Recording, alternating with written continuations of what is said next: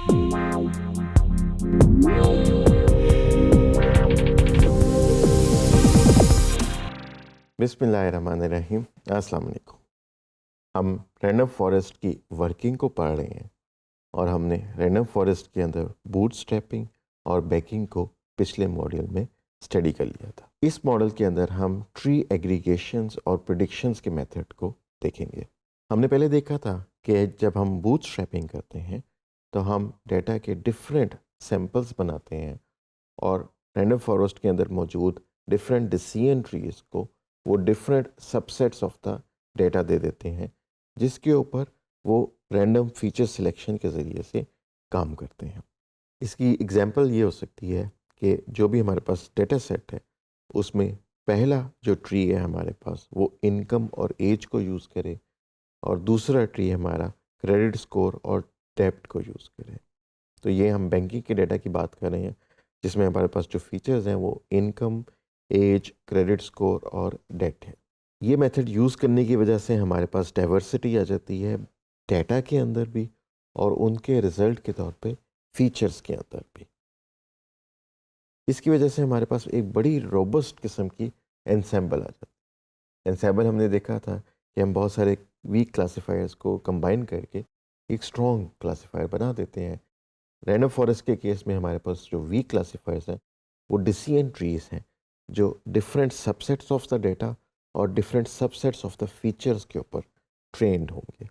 क्योंकि हम different features को सिलेक्ट कर रहे हैं, लिहाजा हमारे अंदर जो फीचर्स की बायसनेस है वो ख़त्म हो जाएगी। अब हमारे पास काफ़ी सारे 50 के करीब अगर डिसीजन ट्रीज हैं तो उनमें से बहुत सारे डिसीजन ट्रीज एक फ़ीचर को प्रेफर करेंगे और कुछ डिसीजन ट्रीज दूसरे फीचर को प्रेफर करेंगे, कुछ डिसीजन ट्री तीसरे फीचर को प्रेफर करेंगे। लिहाजा किसी न किसी फीचर को हमारे a few set of decision trees जो हैं वो प्रेफर करेंगे फॉर देयर डिसीजन मेकिंग। जब हम इन सारी डिसीजंस को एग्रीगेट करते हैं तो हमारे पास जो फाइनल आउटपुट है उसको मेजॉरिटी वोटिंग से हम डिसाइड करते हैं। एग्रीगेशन जो है वो इंडिविजुअल ट्री के एरर्स को इग्नोर कर देता है क्योंकि हम मेजॉरिटी वोटिंग के ऊपर काम कर रहे हैं।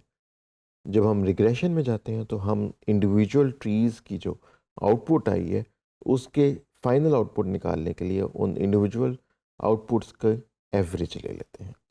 तो लिहाजा अगर कुछ ट्रीज़ ने कोई मिस्टेक भी की है तो वो एवरेज आउट हो जाएंगे और हमें एवरेज प्रिडिक्शन मिल जाएगी।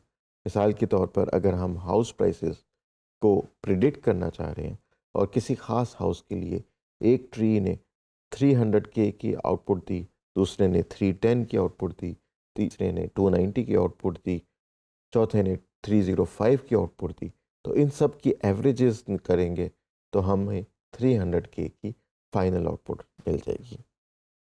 एग्रीगेशन ऑफ द ट्रीज़ जो है वो वेरिएंस को रिड्यूस कर देते हैं और एक्यूरेसी को बढ़ा देते हैं।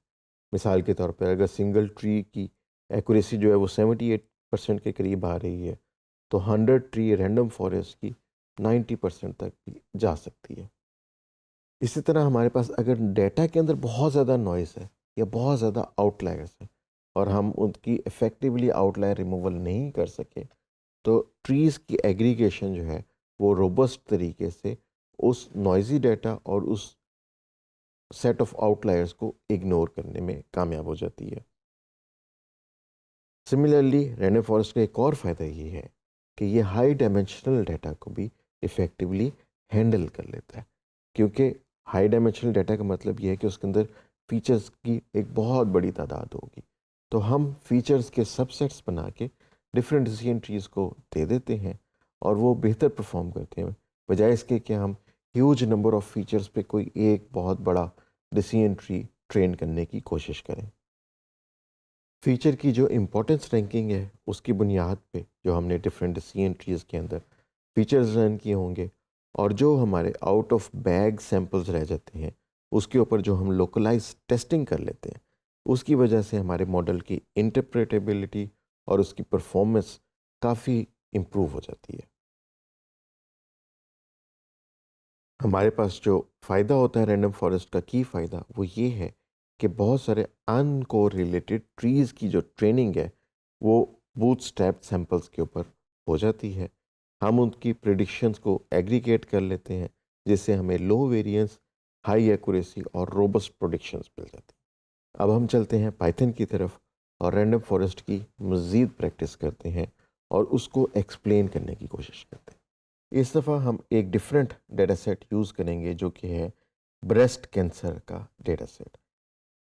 उसके बाद फिर हम ब्रेस्ट कैंसर के डेटा सेट को लोड करते हैं, उसको ट्रेनिंग और टेस्टिंग डेटा में 30-70 का स्प्लिट दे देते हैं और हम अपना रैंडम फॉरेस्ट क्लासीफायर इनिशियलाइज करते हैं, जिसमें हम नंबर ऑफ़ एस्टिमेटर्स जो हैं वो इस दफ़ा 100 दे देते हैं। मैक्सिमम डेप्थ पे कोई लिमिट नहीं लगाते, बूटस्ट्रैप को ट्रू कर देते हैं और क्राइटेरियन जो है, डिफ़ॉल्ट क्राइटेरियन जिनी इंडेक्स की बजाय हम इस दफ़ा एंट्रोपी दे देते हैं। इसके बाद हम मॉडल को ट्रेनिंग का कह देते हैं। हमारा मॉडल जो है वो ट्रेन हो गया है। रैंडम फॉरेस्ट क्लासीफायर जो है उसके पैरामीटर्स को भी हम चेक कर सकते हैं। इसके बाद जो हमने प्रिडिक्शंस की हैं, हम टेस्टिंग डेटा के ऊपर प्रिडिक्शंस करके टेस्टिंग एक्यूरेसी भी निकाल सकते हैं।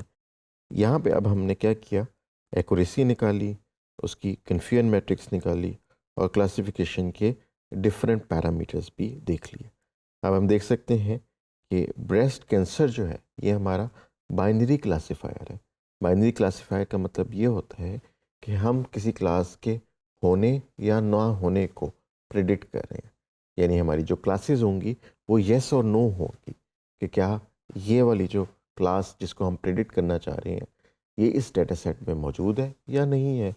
लिहाजा उसकी हमारी एक्यूरेसी जो निकली है वो 0.942 यानी 94.2% एक्यूरेसी हमारी निकल आई।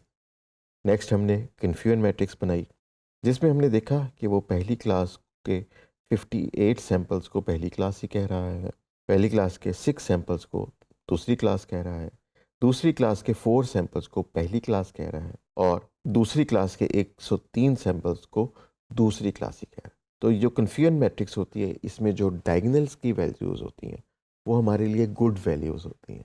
हम चाहते हैं हमारी ज़्यादा से ज़्यादा वैल्यूज़ जो है वो डायगोनल के ऊपर आए और जो डायगोनल वैल्यूज़ के अलावा जो वैल्यूज़ होती हैं वो हमारे एरर्स होते हैं और हम चाहते हैं कि वो एरर्स रिड्यूस हो जाए। लिहाजा कन्फ्यूजन मैट्रिक्स पे जो नॉन डायगोनल वैल्यूज़ हैं वो हमें काफ़ी अच्छी इन्फॉर्मेशन देती हैं कि हमारा मॉडल किस क्लास को किस क्लास के साथ कंफ्यूज कर रहा है। इसके बाद फिर हमने प्रिसिजन, रिकॉल, F1 स्कोर और सपोर्ट भी निकाली है। तो आप देख सकते हैं कि हमारी प्रिसिजन 94% है दोनों क्लासेस की। रिकॉल में दोनों क्लासेस में फ़र्क है, पहली क्लास का 91% है, दूसरी क्लास का 96% है। हम बैलेंस स्कोर जब लेते हैं F1 स्कोर के नाम पे तो पहली क्लास का 92% निकलता है और दूसरी क्लास का 95% बनता है। इसकी वजह से हमारी जो टोटल एक्यूरेसी आई है वो 94.2% आई है।